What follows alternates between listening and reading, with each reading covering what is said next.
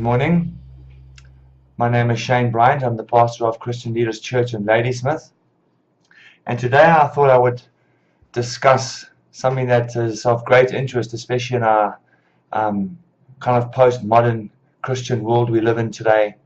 And I want to do a lot of my talking from a book I recently purchased by Dr. William Lane Craig, which is called On Guard.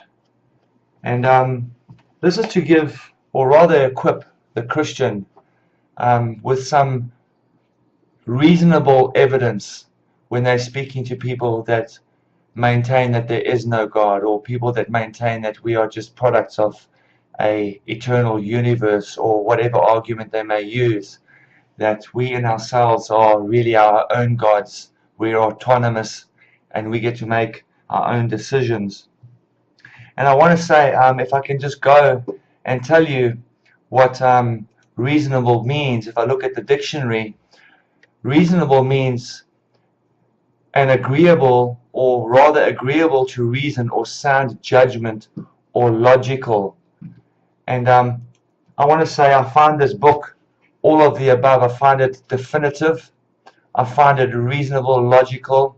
It comes to a sound conclusion. I find it also extremely profound, the way Dr. William Lane Craig wrote this book in order to equip people to be able to reason with others. And I want to just remind you that reasoning with others does not necessarily proselytize them or bring them across to your faith, but it gives them something sound, some sound reasoning to think about why Christians are Christians. And I'm saying, talking to the genuine Christian, although the world is so full of quasi or pseudo Christians that have brought disdain and disrepute to Christianity, and sometimes we sit back and we kind of think to ourselves, no wonder the world doesn't want Christianity, because of all the shenanigans that seem to take place within the Christian circle and the Christian churches.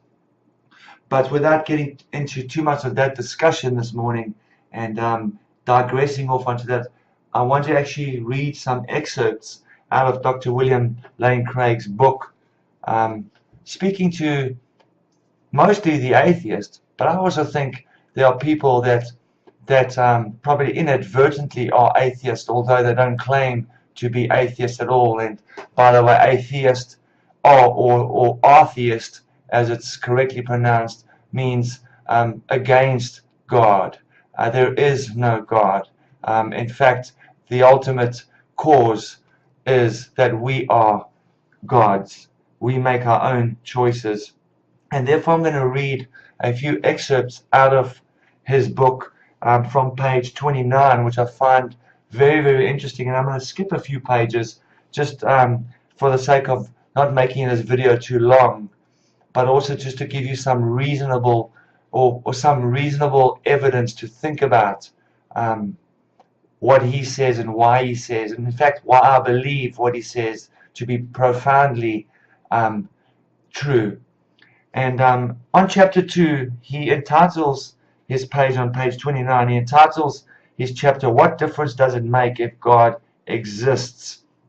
And he goes on to quote a Russian mathematician whom he had met after the fall of the Soviet Union.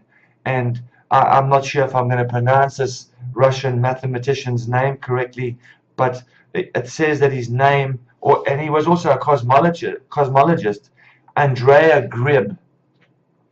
And this is what he has to say regarding logic and absurdity. He says, in mathematics we have something called proof by opposite. You can prove something to be true by showing that its opposite is false. And that's pure logic. 1 plus 1 is 2. You can prove that 1 plus 1 is not 3, although some people would argue with that and get all philosophical about that. But in general terms, for the most part, most people would agree with that statement.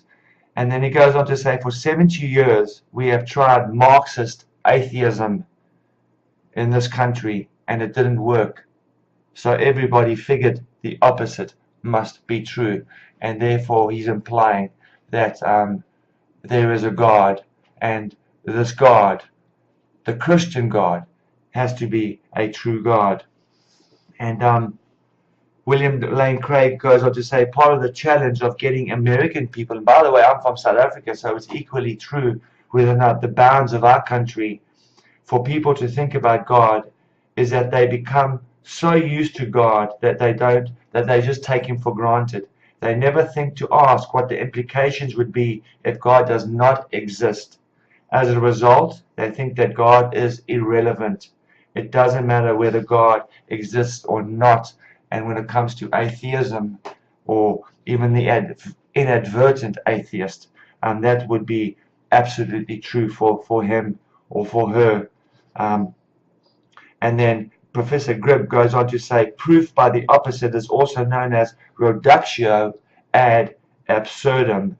In other words, reduction to absurdity. Dr. William Lane Craig goes on to say on page 31, which he entitles The Absurdity of Life Without God, he has this to say, and I find it really compelling and interesting. If God does not exist, then both man and woman, by the way, and the universe are inevitably doomed to death. Like all biological organisms must die. With no hope of immortality, man's life leads only to the grave. His life is but a spark in the infinite blackness, a spark that appears, flickers, and dies forever. And he goes on to quote a philosopher and atheist philosopher, Sartre, who observed this: several hours or several years make no difference once you have lost eternity. And if I can flip over a few pages, lest I drag this little podcast or video clip out too long, I want to go to page 37, where Dr. Craig says this: living in denial. Unfortunately, most people don't realize this fact. They continue on as though nothing has changed. I'm reminded of the story told by the 19th century atheist Friedrich Nietzsche of a madman. And by the way, this is a very popular story. Most people know this. If you go to university and you study philosophy, you would very soon find out about Friedrich Nietzsche.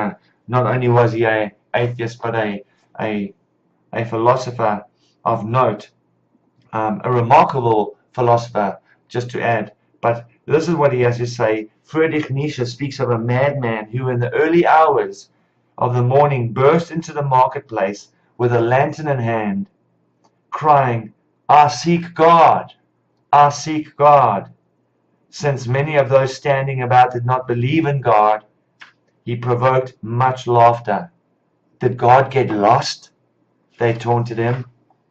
Or is he hiding? Or maybe he has gone on a voyage or emigrated. Thus they yelled and laughed. Then, writes Nietzsche, the madman turned into their midst and pierced them with his eyes. Whither is God? Or where is God? I shall tell you, we have killed him, you and I. All of us are murderers, but how have we done this? How were we able to drink up the sea? Who has given us the sponge to wipe away the entire horizon? What did we do when we unchained the earth from its sun? Whither is it moving now? Away from all suns. Are we not plunging continually? Backward, sideward, forward, in all directions. Is there any up or down left? Are we not straying as though an infinite nothing? Do we not feel the breath of empty space? Has it not become colder? Is it not night and more night coming on all the while? Must not lanterns be lit in the morning? Do we not hear anything of the noise of the grave diggers who are burying God? God is dead, and we have killed him. How shall we the murderers of all murderers, comfort ourselves? The crowd stared at the madman in silence and astonishment. At last he dashed the lantern to the ground. "I have come too early," he said. "This tremendous event is still on its way. It has not yet reached the ears of men."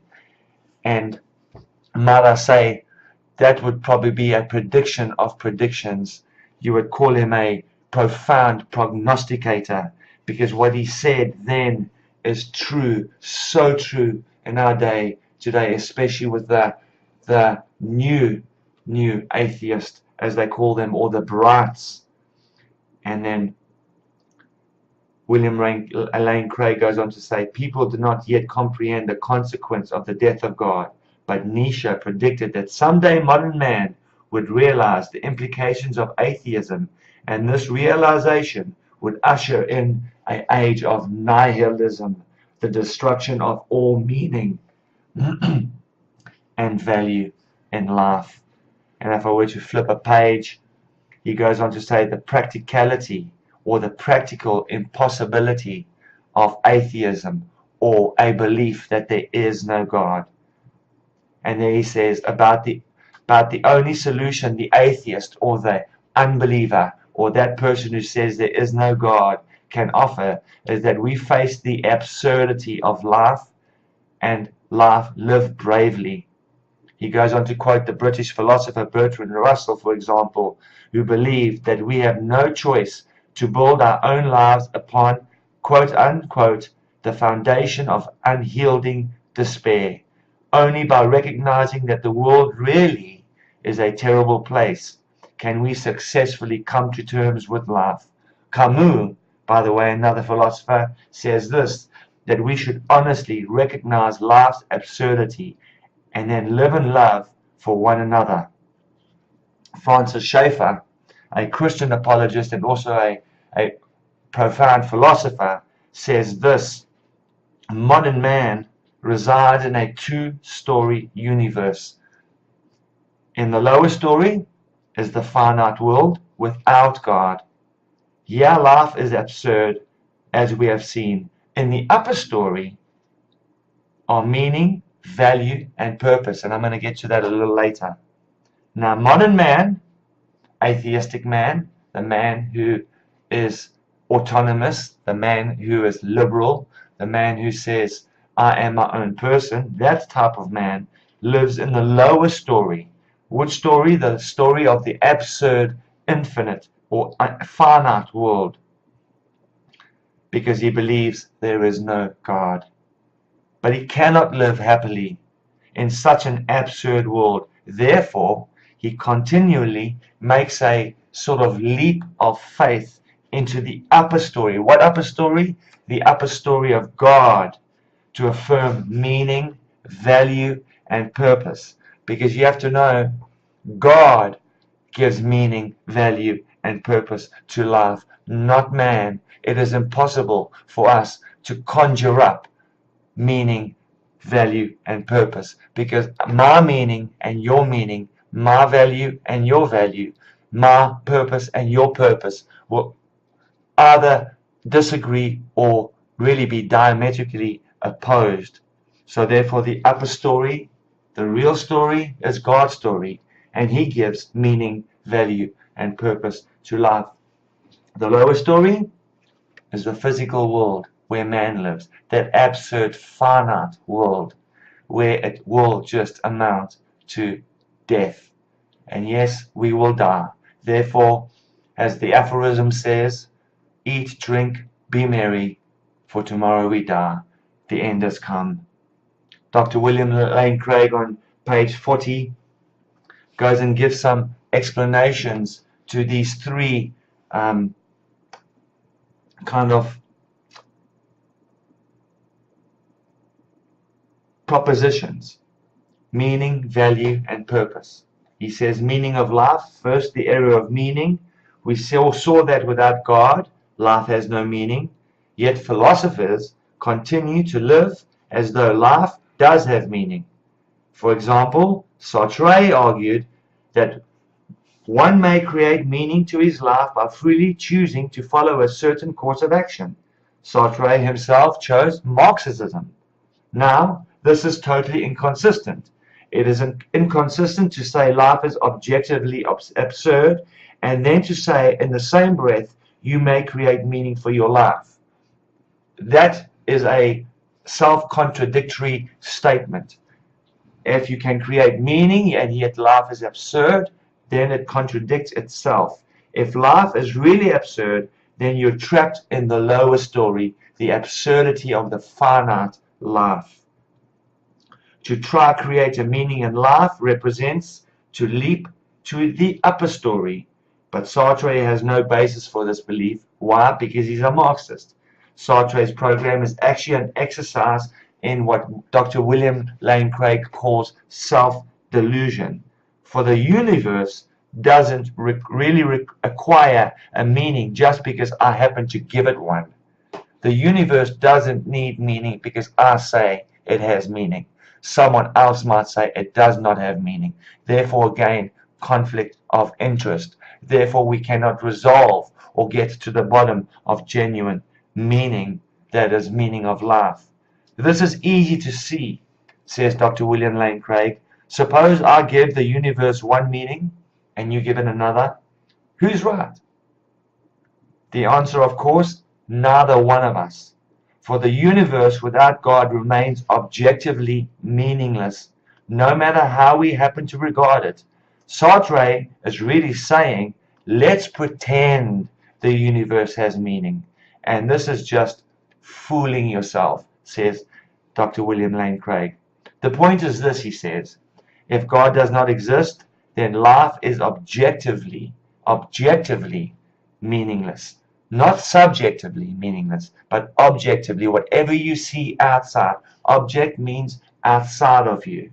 So therefore, whatever is outside of you, whether it be the planet we're living on, or the stars you're looking at, or the universe you're looking at through your telescope, it is objectively meaningless because we will disagree anyway. But man cannot live consistently, and listen to this, and happily, knowing that life is meaningless. So in order to be happy, he pretends life has meaning. But this is, of course, entirely inconsistent. For without God, man and the universe are without real significance. Now he goes on to speak about the value of life. Remember, there's three premises over here: meaning, value, and purpose. Value of life, he has this to say: here is where the most blatant inconsistencies occur. First of all, atheistic humanists are totally inconsistent in affirming the traditional values of love and brotherhood. Camus has been rightly criticized for inconsistently holding both to the absurdity of life and the ethics of human love and brotherhood. This view that there are no values is logically incompatible with affirming the values of love and brotherhood. If life is absurd, then life cannot have meaning, neither can life have value.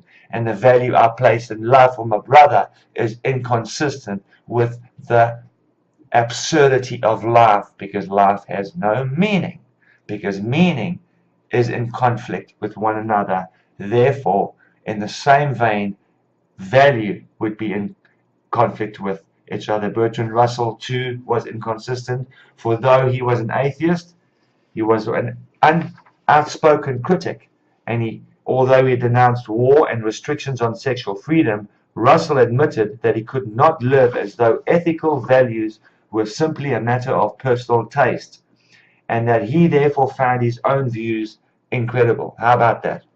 So he came to the conclusion that whatever he had to say, whatever profound philosophical meaning he gave to looking at life and his worldview, he concluded that it is incredible, and not the incredible we use today as in wow, that's incredible, as in amazing. It means incredible. It is not credible. So therefore he denounced his own philosophy. I do not know the solution, says Bertrand Russell. Let me page a bit on, and let's talk about the purpose of life. Finally, Craig says this: let's look at the problem of the purpose of life. The only way most people who deny purpose in life live happily is either by making up some purpose, and that could be in many, many, many forms, which amounts to self-delusion, says Craig, as we saw with Sartre, or by not carrying out their view to its logical conclusions.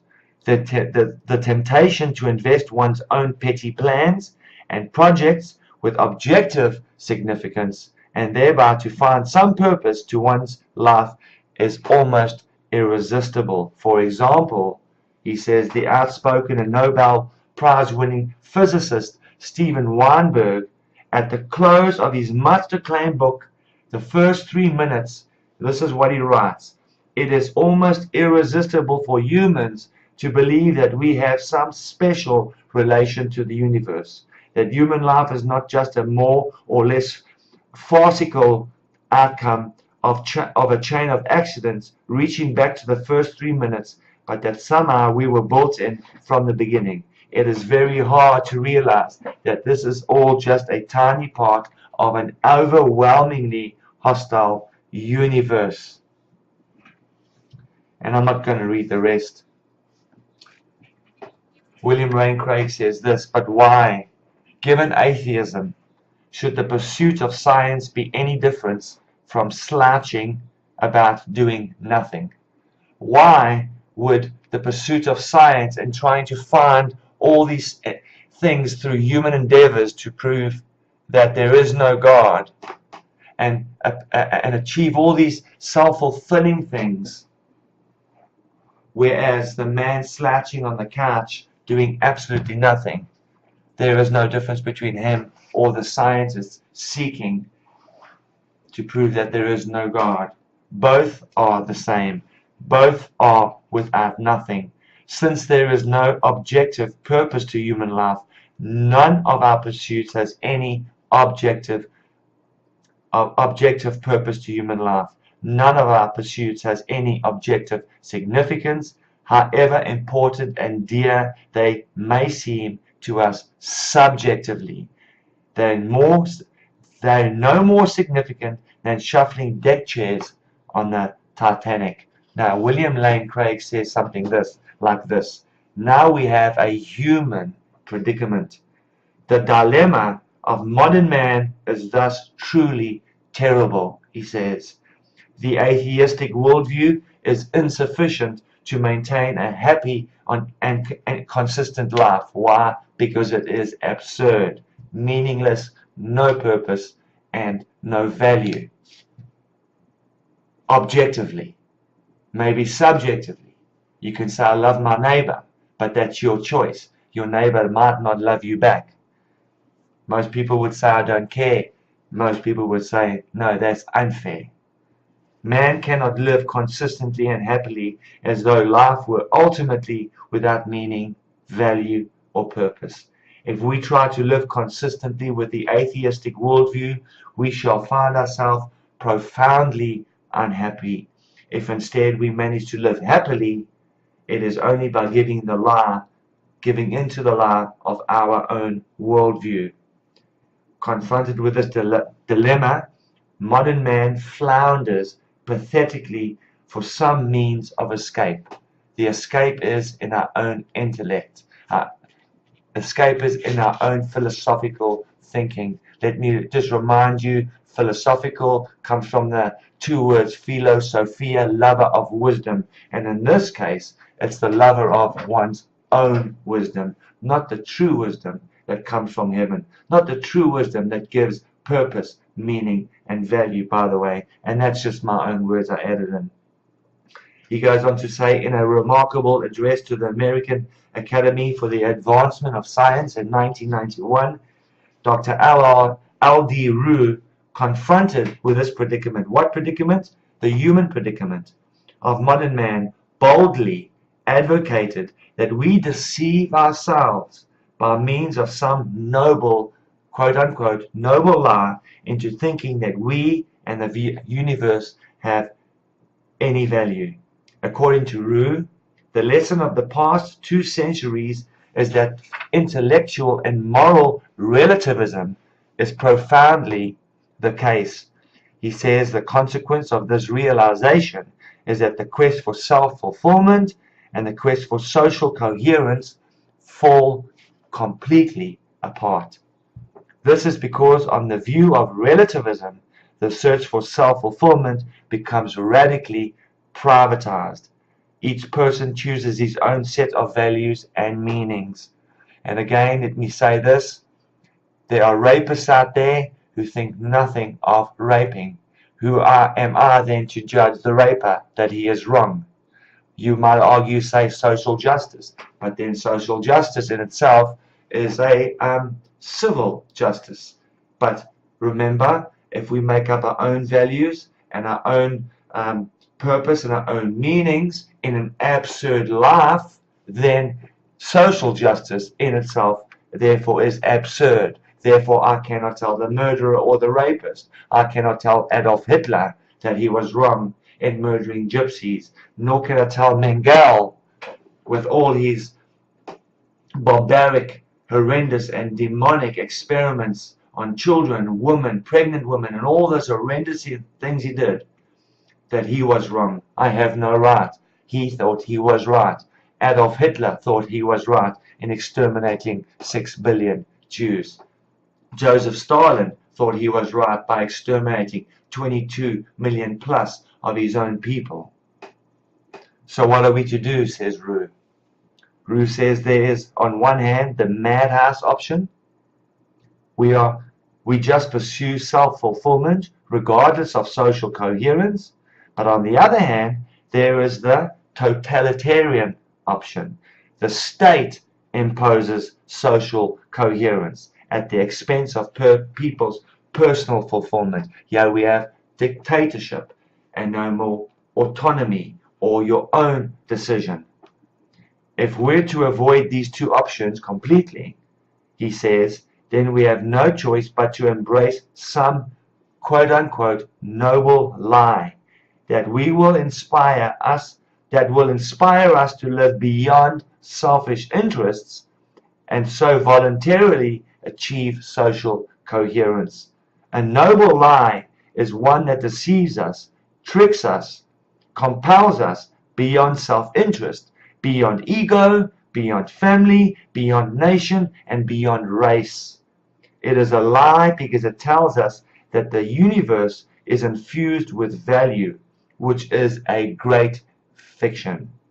And because it tells me not to live for self-interest, which is evidently false, says Rue. Again, just all these contradictions, man-made. Whatever man is seeking without God is self-destruction. It will implode on itself. Although it is deeply philosophical, it will implode on itself. So it is false, evidently. But without such lies, Rue says, man cannot live. This is the dreadful verdict pronounced over modern man. Who pronounced the verdict? Man himself, because man says there is no God. By the way, if I can quote scripture, the fool says in his heart, there is no God. And if there's no God, there's no value. And if there's no value, there's no meaning. And if there's no meaning, there's no purpose. And I want to end with that. There's so much more that Dr. William Lane Craig has to say. If you're an atheist, if you're an agnostic, there's nothing wrong by going to buy his book on God. It's always good to read someone else's thought. And in fact, this is not just thought. I think this is some deep academic study by a person who has studied human beings, who has studied philosophy, has a few doctorates behind his name. So I think he does know what he is talking about, and he makes a reasonable defense. And let me remind you what reasonable means. It is agreeable to reason, to sound judgment, to come to a logical conclusion. And I think that's what Dr. William Lane Craig does. He comes to a logical conclusion. It's not to win someone over for Christ. I believe Jesus Christ himself does that himself. He says, no one comes to me unless the Father gives them to me. No one can come to me unless it's God's will. So it's up to Jesus whether he regenerates you or allows you to give your life to him. It's not the book's job, although the book makes some very good argument for why one should at least think that there is a God. And if there is a God, it is the God of the Bible. And if it's the God of the Bible, he is the creator of the universe, who created nothing out of nothing, because he was before nothing. He was eternal, immaterial, immortal, timeless, always there. And he is the creator. And he instills value. He instills purpose. He instills our values, our purposes. And I forget the other one. Sorry. Meaning. And without all those, we can create our own meanings. What I mean and what you mean could be in conflict forever and ever and ever. And we can sit around and debate all we want. And we might even conclude to agree to disagree. And we might even do it in a cordial manner.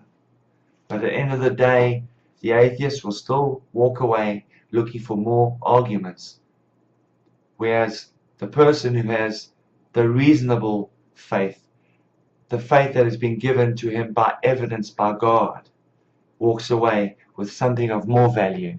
Because after death, there is life eternal.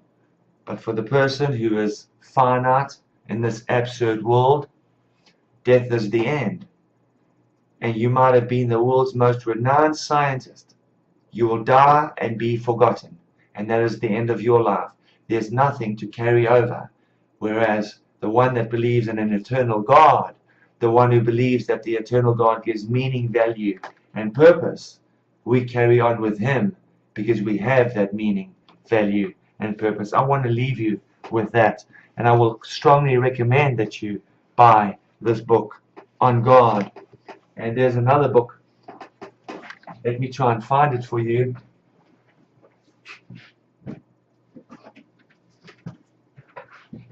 Reasonable Faith, Christian Truth and Apologetics. Another book by Dr. William Lane Craig. And it's an excellent book to read. It really equips you in your faith and also gets you to think about life, the absurdity of life without God, and the meaning of life, the purpose of life, and the value of life with God.